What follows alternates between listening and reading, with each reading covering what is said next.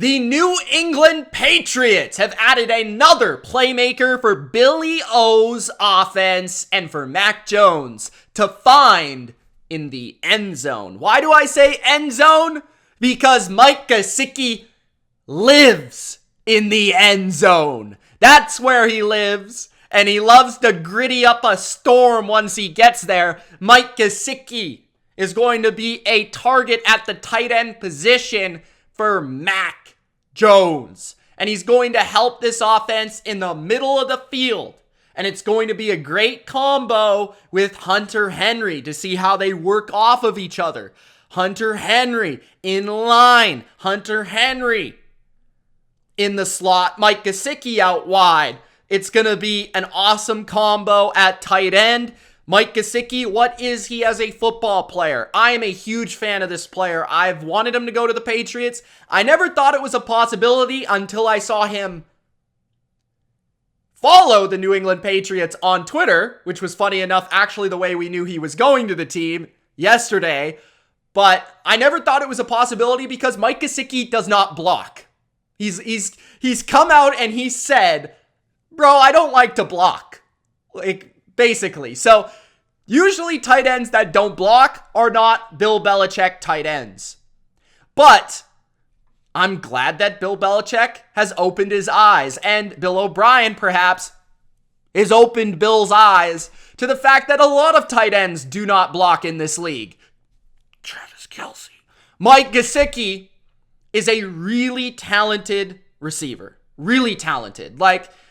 I don't want to oversell it, but I also don't want to undersell it. Mike Gesicki, to me, in 2021-2020 range, last year, he didn't play as much. So if you're looking at his pure statistics, he did not play as much because Mike McDaniel's scheme. Mike McDaniel's scheme at the Y position at tight end, he wants a George Kittle type, who's essentially a Gronk type, right? A super well-rounded player. Honestly, he would prefer a blocker over a receiver, especially when you have Tyreek Hill and Jalen Waddle, right? So Mike Gesicki didn't play as much. He played more of a niche role. He played more of a red zone, third down role, where he'd line up in the slot, and it actually took away from Cedric Wilson signing there because Mike Gesicki, basically Mike McDaniel, they franchised him, and it didn't really make sense because he didn't seem to fit the offense. But he was so talented that they're like, oh, we can't let this guy leave. So basically, they sign Cedric Wilson, and then they figure out, probably once they get there, Mike McDaniel's like, well, this guy's really good, so we've got to play him. So it was kind of like a weird thing with Gesicki and Wilson and the offense in Miami because it didn't seem to fit, but they worked it out somehow. He's just that talented that they put him on the field in certain situations where he was able to still catch 32 passes for 362 yards and still have 5 touchdowns last season. But in 2020 and 2021 is what I'm really getting at here. 53 catches, 703 yards, and 6 touchdowns in 2020. And then 112 targets in 2021, 73 catches, 780 yards, 2 touchdowns. So 2 years, he had 700 plus yards. And in one season, he caught over 70 balls, which only good tight ends catch 70 balls. He's had 3 seasons of 50 plus catches, 1 season of 70 plus catches. And when you watch him play, I like Hunter Henry, and Hunter Henry is a more well-rounded player, blocking, receiving. But Mike Gesicki, as an athlete, puts Hunter Henry in the dust. Gesicki's ability to run routes and actually separate at the top of his routes with quickness is impressive for a guy of that size. You've got to understand that Mike Gesicki is 6'6", 247 pounds. This is a big man. He's got super long arms. I believe he measured in his draft class as a 97% athlete. So very rare athlete with the length, the speed, and then when you watch him play, in his routes, he has that shiftiness, that quickness. to separate, which is hard for tight ends of that size. Usually tight ends of that size are resorted to only just jump ball guys, which a lot of Patriots fans, and from what I've heard from the coverage of a lot of people, is that that's basically what he is.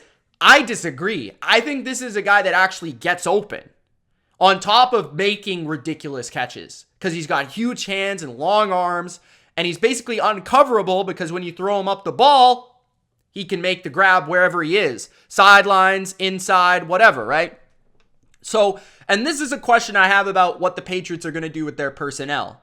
So with the Patriots maybe still involved with the rumors about dominoes to fall, if Mike Gesicki's a great jump ball contested catch guy, and right now on their depth chart they have Juju, they have Tyquan, both those guys are staying no matter what, Hunter Henry, and then after that, you've got Devontae Parker and Kendrick Bourne.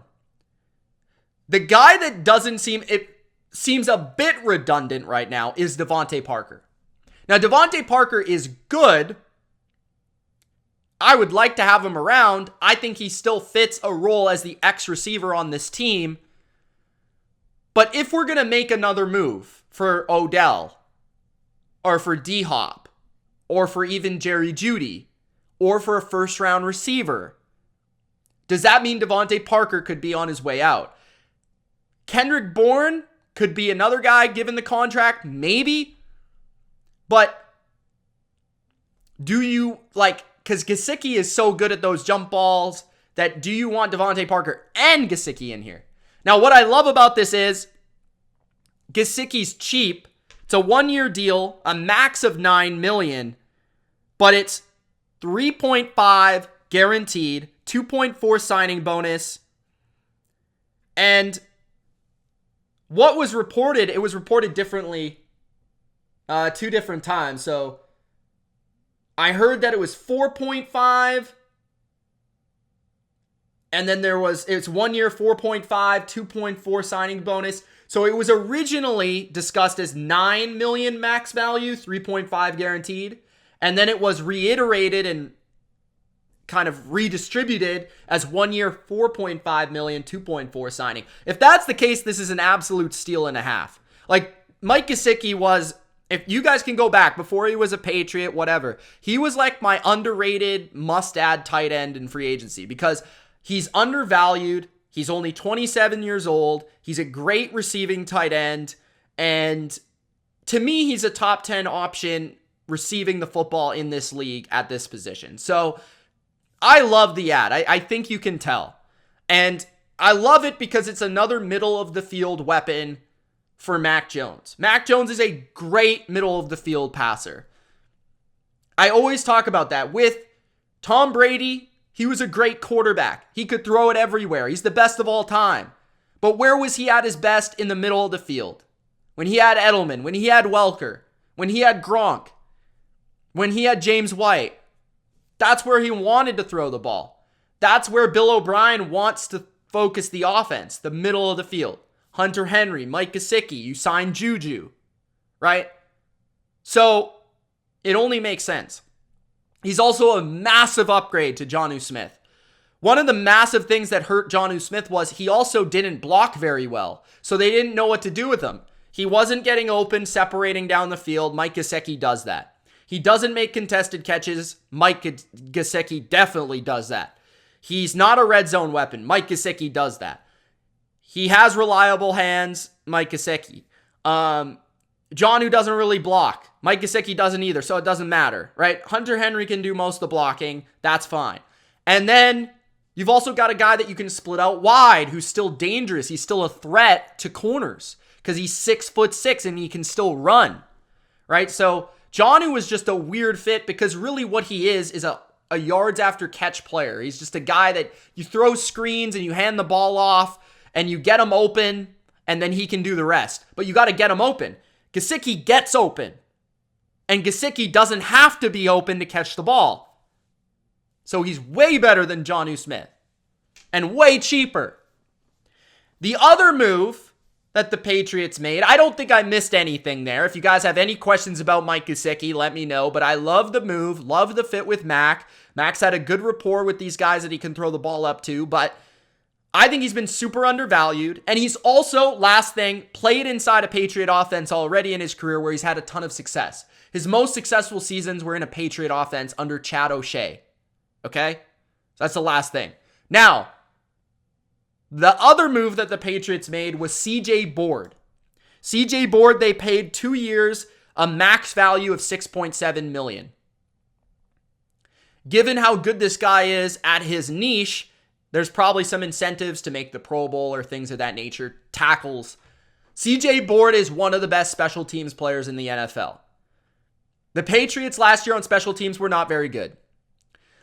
And when Bill Belichick goes out of his way to go on a soliloquy or a paragraph quote about a special teams player, you know he's pretty good because Bill Belichick loves him some special teams. Okay? He is not going to play linebacker. He is strictly a special teamer. Think of Matthew Slater. Okay? That is what this guy is. He's basically a replacement for what we used to have in Justin Bethel, right? This is what he is. A beast of a special teamer. Great in coverage. Great cover guy. And Belichick described it as a guy that's great because of his size and his speed combination that makes him difficult to basically block in open field. And he's a great tackler. So the Lions will miss him in the third phase, and the Patriots will love to have him. And I love that the Patriots are addressing even kind of the niche needs for this team, the special teams, because I think that was something that got overlooked from fans, but we were not good on special teams last year. Nick Folk was good, but otherwise our punting was terrible. And our returning with Marcus was good, but like we could get better. And Board is definitely going to help us in that area, and so is Joe Judge as the coach. So I think that's a great ad, and I think both of these ads are awesome. So I'm looking forward to what the Patriots do the rest of the offseason. I think they've had an awesome offseason. I think a lot of Patriots fans have been frustrated with their lack of urgency, so to speak. But I think the Patriots are better now than they were at the beginning of free agency. When you really look at our roster, we really have only lost Devin McCourty to retirement, and that's it. We cut Jalen Mills, right? So that was our own personal decision we're going to replace, I would assume. We still got the draft. I think we're still going to hit receiver in free agency again. And our offensive line's got better depth now. I think our defense was already good. Our special teams got better. Our receiver position got better. Our tight end position got better. So I like what they're doing, and I'm looking forward to it, man. So